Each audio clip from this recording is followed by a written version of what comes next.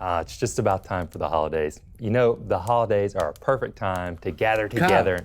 There's trouble over in Mission Control. Understood. Mission Control, 2 to transport.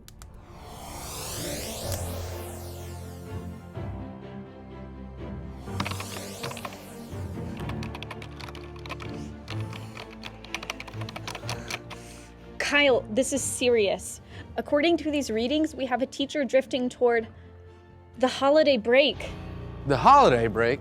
What is that? It's a split in the universe where the fall semester and winter semester collide. If navigated correctly, a teacher could start the new year off right. But if one wrong move, the teacher will be lost and lose precious weeks of time. What do we do? I'm gonna head down to the studio, broadcast directly to the teacher. There's still time to help.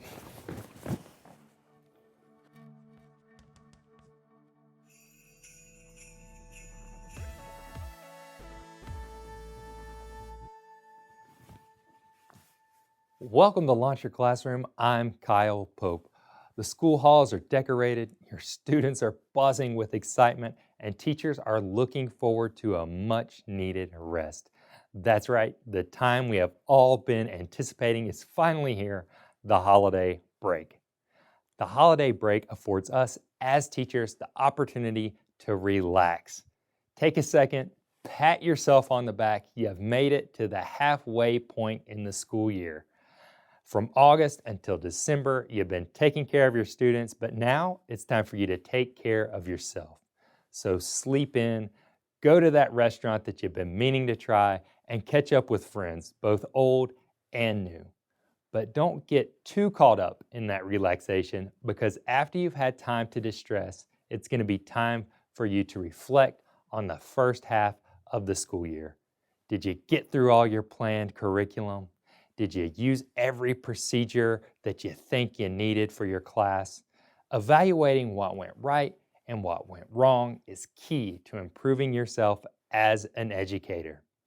After you've looked back, it's time to renew and to begin again. For some of you, that means reconnecting with students that you're already familiar with. With others, that means that you're going to get a real fresh start as you get a new group of students. But either way, it's the perfect time for you to put a new plan in place to guarantee your success in the upcoming semester. So today, we're going to talk about the 3 R's of the holiday break: relax, reflect, and renew.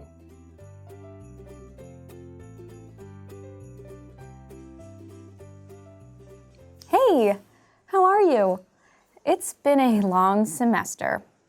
The first few months of being a teacher in the US are the hardest. Guess what? It's the holidays now and you've made it through. Your hard work has really paid off. Now, what are you doing for your holiday break? Don't tell me you haven't thought about it. Here's what I think all teachers should do over the holiday vacation. Prioritize yourself. Teaching is such a tough job. I know Kyle and Ryan here at EPI are going to give you some great tips today to help prepare for the return to school, but you don't have to do all that right away. In fact, you shouldn't. Take the first 2/3 of your vacation to relax. Don't think about school, don't think about teaching, and you have my permission to ignore students and colleagues you see in public. Okay, maybe tell them hello. Give yourself that chance to restore mental and emotional energy by distancing yourself from work stressors. Long breaks and vacations are crucial to prevent burnout. You're new to the area, right? Have you had a chance to explore? It may be cold out, but there are many fun things happening for the holidays. Your town or county probably has an event calendar on their website. You should check it out. Most things this time of year are family-friendly too. Or, now that you have some free time, try something new, like a yoga class, or sign up for the gym. Join a book club. My friend Nina loves her book club. You know, it's never too early to get started on that New Year's resolution. Are you going back home for the holidays?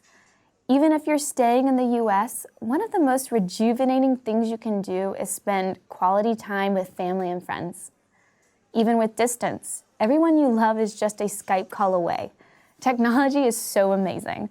Plus, now that you're on a break, you don't have to worry about converting that time zone and figuring out when works for you and when works for your family. Personally, I'm looking forward to leaving work and school behind for a while. Happy holidays. Take care and rest up. Well, thanks, Miss Sparger.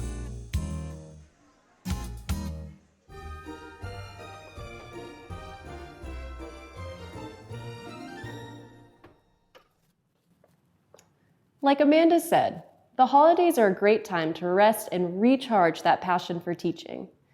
But it's also a time when you'll likely miss your friends and family back home. It can be really difficult to be far away from loved ones during the holidays. But luckily, there are a lot of ways to stay in touch. You can connect through video calls using communication apps like WhatsApp or Skype, send homemade cards or postcards that you've collected from trips in the US, or you could create a blog to keep family and friends up to date on all of your adventures. If you have J2 dependents with you in the US, then you can partake in some favorite holiday pastimes, like driving around to see the lights and decorations around town, having a movie night to watch classics like Frosty the Snowman or Rudolph the Red-Nosed Reindeer, or you can have a competition to see who makes the best gingerbread house. Hey, Heather. Hey, Rachel, I heard that you're collecting donations. I have something for you. Great. Yeah, here you go. Oh, Sue, thank you so much. You're welcome. I appreciate it. The holidays are a great time to come together with friends, family, and loved ones. I know that some of you will be traveling home, while others may decide to stay in the US. And it's really easy to feel a little lonely and miss loved ones back home. So take this opportunity to reach out to another EPI member in your community. Plan a social gathering, grab coffee, or find local holiday events and festivities taking place in your town or the surrounding area. Newspapers, social media, and your local city website usually list upcoming events happening in your town. You're more than welcome to contact your teacher support specialist to learn more about holiday events in your area, or even contact a local liaison and other EPI members on the EPI forum. Stay connected and find ways to look forward to the upcoming winter break. We always like to know what types of adventures our EPI teachers embark on during the holidays, so feel free to share photos of your holiday festivities. I can take those, Rachel. Oh, thank you so much, Helena. Sure.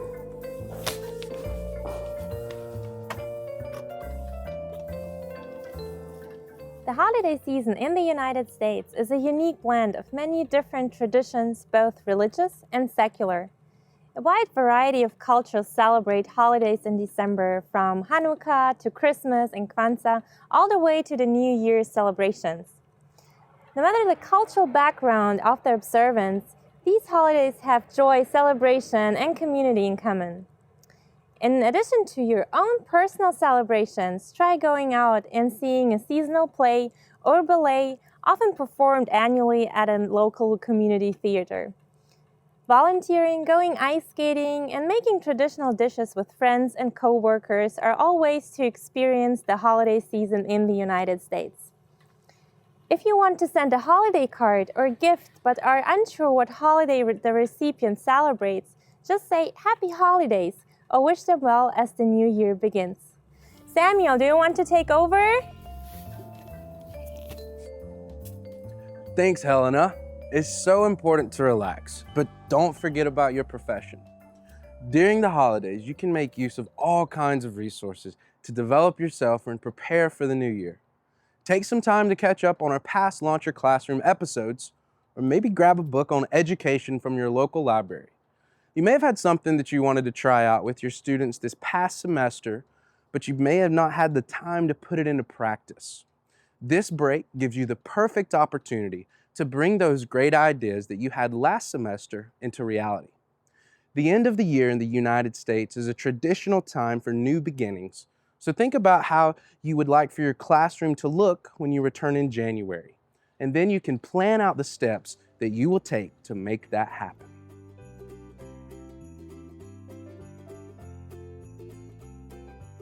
Those were some great tips on how to relax during the holiday break.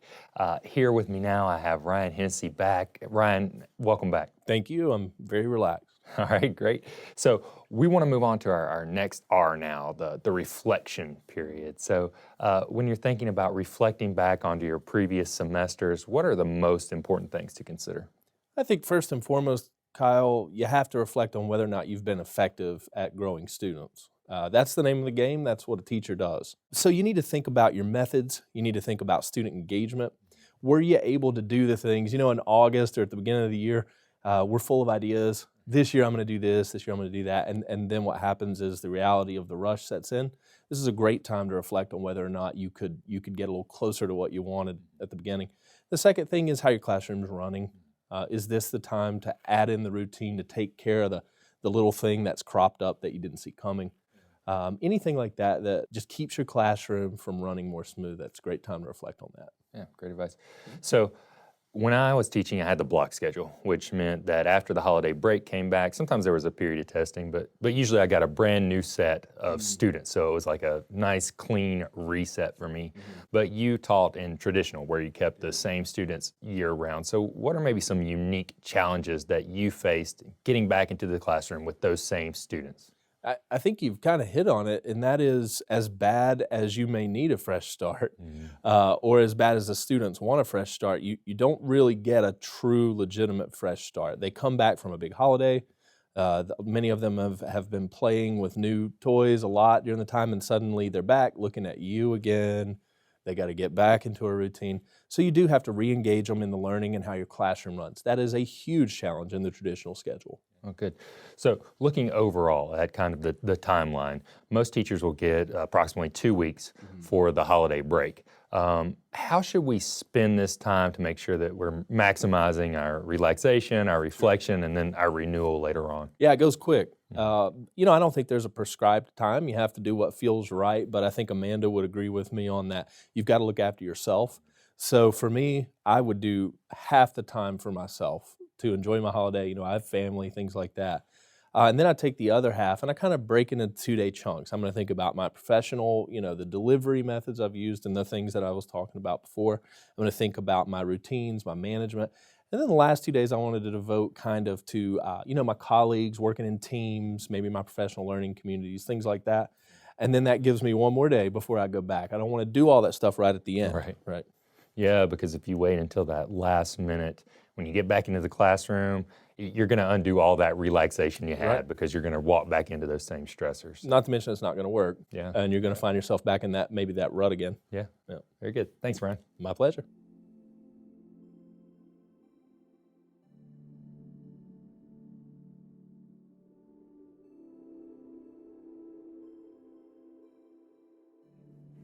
One of the most essential areas of reflection for me was classroom management. Students are ever changing, and with each new class, I encountered a new management issue that I wasn't always prepared for. The holiday break afforded me a time to think about those issues and brainstorm about how to proceed in the coming semester. So here are our top tips for what to consider when evaluating your classroom management during the holidays. Number 1, unexpected behaviors. Ask yourself, was there a type of situation or action that I didn't account for? During my first semester teaching, I had no idea how many students would ask to go to the bathroom. My initial procedure was raise your hand and then ask, and then you could leave the room. But I was amazed at how many students seemed to need to go all the time. It was an interruption to my class and something that needed a better procedure. Number 2, new fads. Have you ever seen one of these? It's called a fidget spinner. At first, only 1 or 2 students had them, but after a couple of months, they could have covered the school. Fads can mean new, completely unpredictable classroom management issues. They may have thrown you off balance your first semester, but now you have time to consider how to move forward. Number 3, holiday gifts. One of the traditions of the holidays in America is gift giving. Sometimes students are so excited to show off these new gifts, especially to their friends at school. And one of the biggest items to show off can be technology. Sure, you may be a veteran of the great cell phone war and feel prepared for everything, but there will be handheld gaming systems, tablets, and headphones. So get ready to have a plan in place for dealing with these new technologies.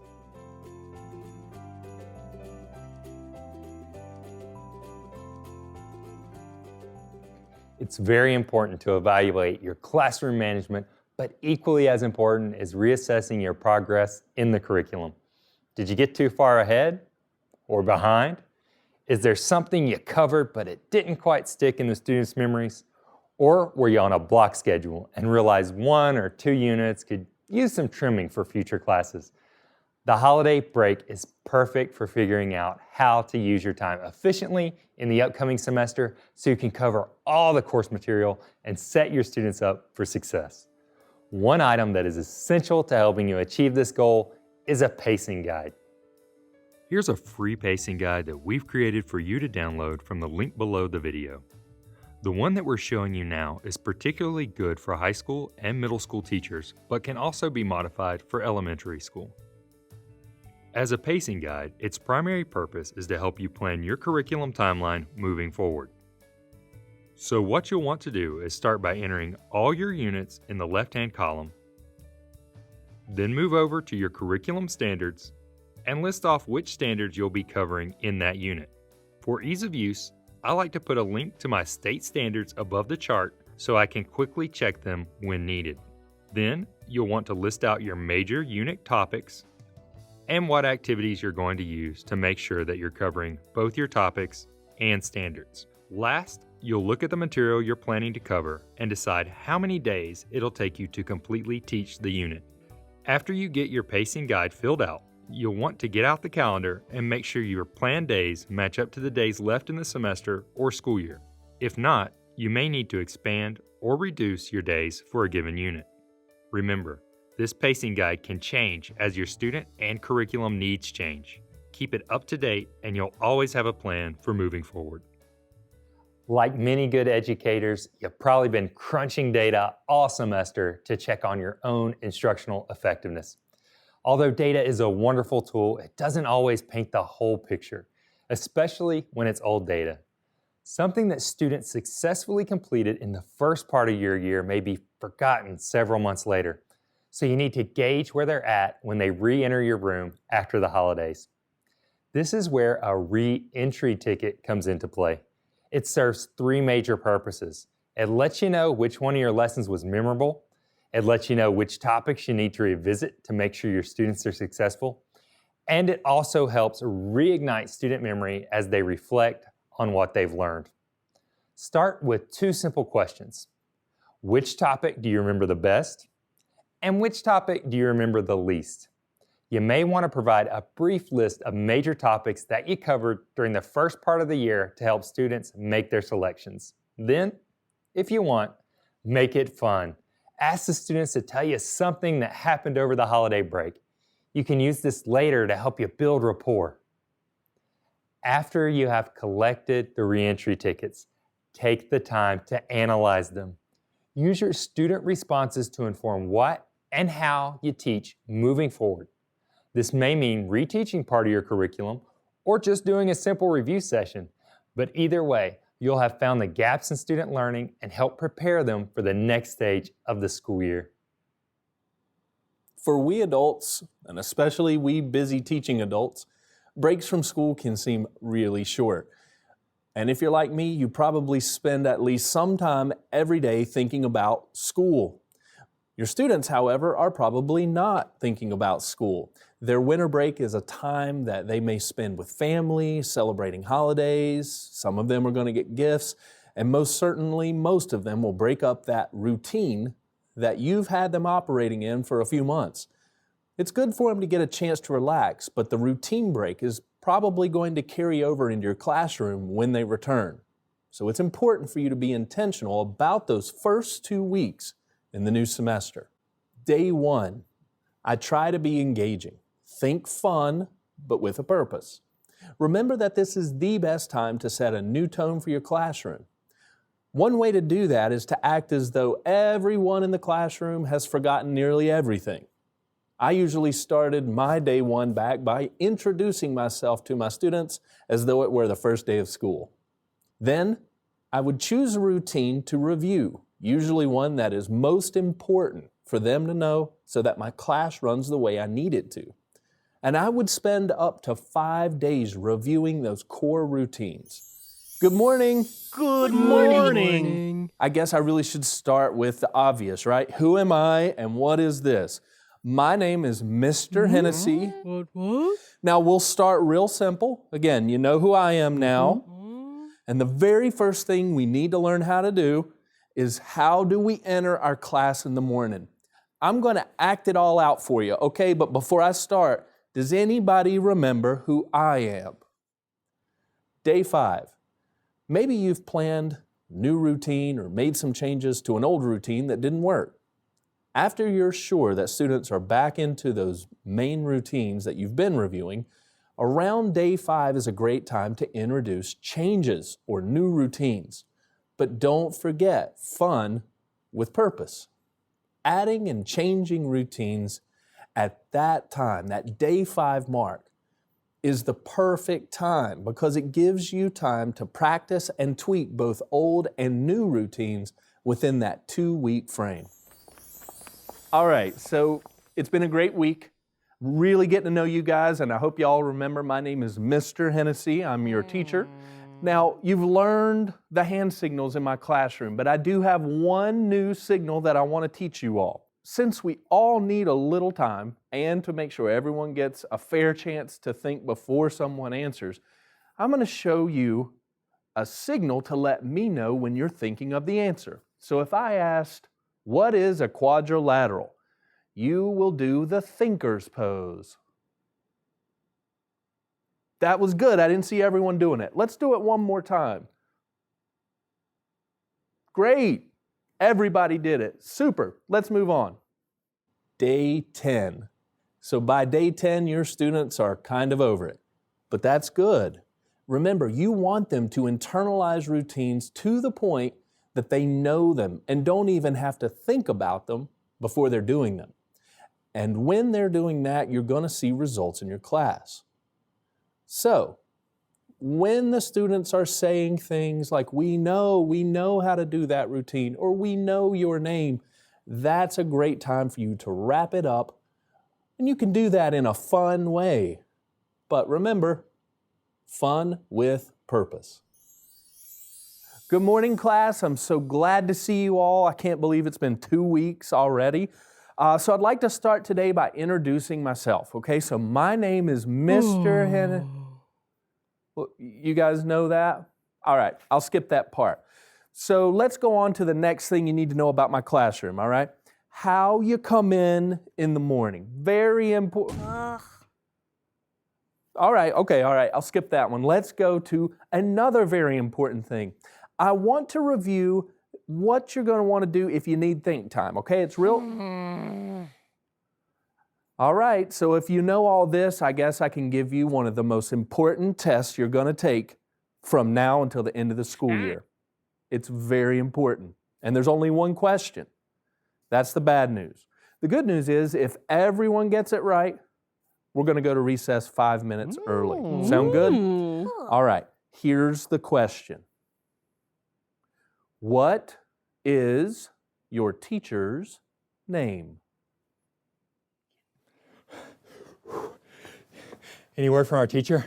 Did they receive our signal? Kyle, we could have transported you in. I took the stairs.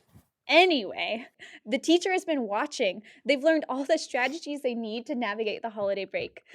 They're going to make it. Yes. Woo! Yes.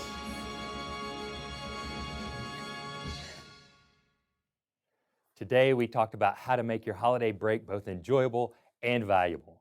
Just remember the 3 R's: relax, reflect, and renew to start off strong in the new semester.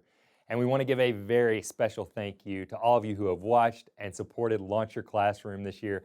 You are the reason why we do this. So from all of us here at EPI and LYC, no matter who or where you are, we want to wish you a very happy holiday season.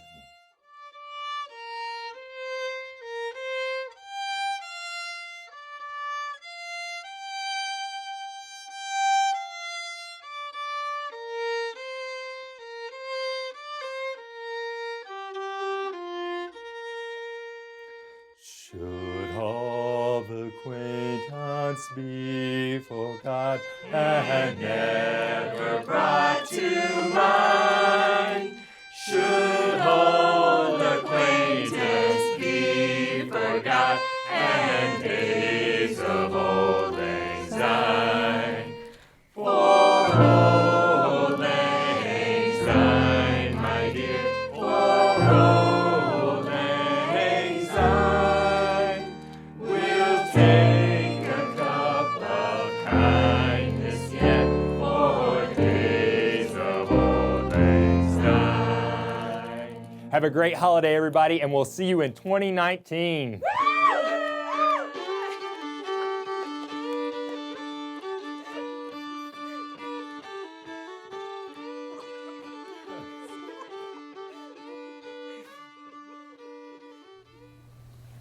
All right. Thanks for watching and for the great questions we've been getting in the chat, our social media channels, and emails. We're going to answer as many of these as we can today. Remember, if you have any questions about how to get the most out of your holiday break, put them in the chat and we'll answer them live. Joining us today for the Q&A is, as always, the host of Launch Your Classroom Live, Kyle Pope. Kyle, how you doing? Still a little out of breath from those stairs. And also joining us today is the co-host of Launch Your Classroom Live and EPI's Director of Program Services, Ryan Hennessy. Thanks for joining us, Ryan. Thank you. And finally joining us is wellness expert Amanda. Hey, Amanda. Hey, how are you? I'm great. All right, let's take a look at our first question. Maritza asks, high school teacher here, I dealt with the same student bathroom issue as Kyle. Can you tell me what your solution was, Kyle? Yeah, Maritza, thank you for that question. So what I decided to do was have designated times when my students could ask to go to the restroom. So one was in brain breaks, which we talked about a couple weeks ago. Another time is if they were doing individual solo assignments. They still had to ask permission. I also put a little chart beside my door, so they had to sign out when they were leaving my classroom and then sign back in. It also had times on it, so I could kind of keep track of, who might be trying to just get out of class. And that really helped me cut down on all those issues that I was having with a bunch of students trying to leave the room constantly for those bathroom issues. So thank you once again for that question. All right, thanks, Kyle. Our next question comes in from Dominic. I've been so busy with school that I haven't even begun to think about the break, and now it's here. Where do I begin? Amanda, where would you begin? Well, Dominic, I was actually just talking to a teacher about this the other day. We were discussing how, as a teacher, you're so busy thinking about your students and what you're going to do next that it's kind of hard to let it go when it's time for a break. It's hard to put it all down. So I recommend first doing exactly that. Put your materials down, put your planning materials down, out of sight, out of mind. If that means even putting it in a closet, do that. And I think also disconnect for a while. Perhaps maybe don't check your school email each and every day. Of course, always check that email EPI has. But just give yourself some distance from that work. And even if you don't know what to do with yourself, just take that time, get some sleep. Sleep in the morning, do something that you really enjoy and spend time with your friends and family. And don't feel guilty because you really, really deserve this. You've worked so, so hard, and this time off is what's really going to replenish you and allow you to really start that next semester with a lot of success. That is some great advice. Up next, we have a question from Jessa.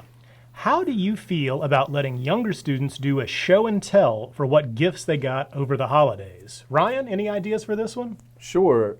Depending on the age, I think a show and tell type space in your day could be done. But here would be my suggestion. First of all, I think it's highly dependent on your classroom and kind of the atmosphere that you've set. If you have a real positive classroom going, and your students would be able to do this the way that you want it to and that you can manage it, sure, here would be my advice on how to implement it.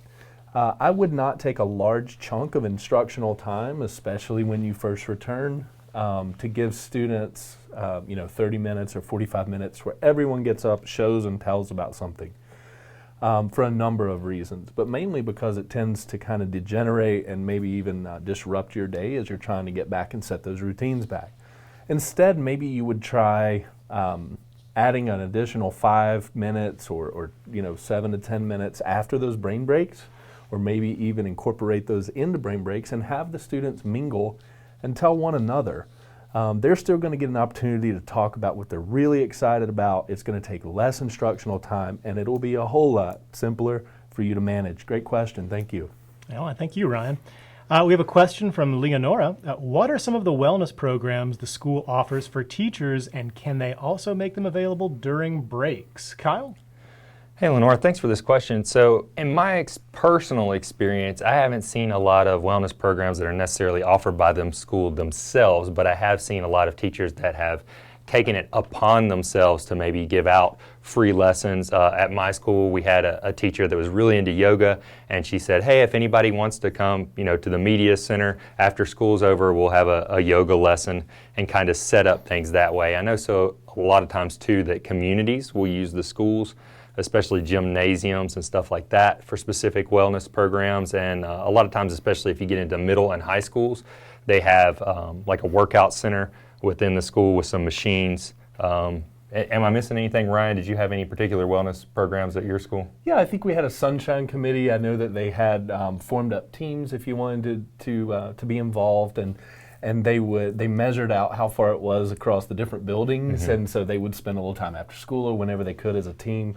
And we just kind of, kept our own distance, and we'd tally it up at the end of the month and see who won. But the cool thing was you find yourself having some really meaningful professional discussions while doing something that gives you some time to unwind. And I think that was a great way to make it easy for us to get into some activity and also not waste our time. You don't want to have a lot of it. So yeah, we did have that.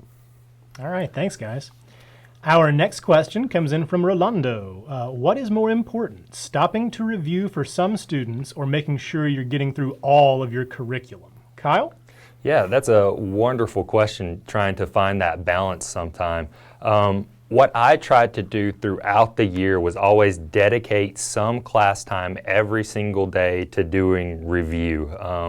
This is so that I could always be refreshing students' memories, especially if you're going several months to the whole year with the same students. That's a lot of content that they could easily forget after you've gone on for months and months. So I always put review questions out, low stakes, kind of formative assessments, and anything that I felt needed more attention, I would drop back and give it a good dedicated 10, 15-minute review for just that topic. But I would always be moving forward in my curriculum. Now, granted, I was a social studies teacher, so I had that opportunity.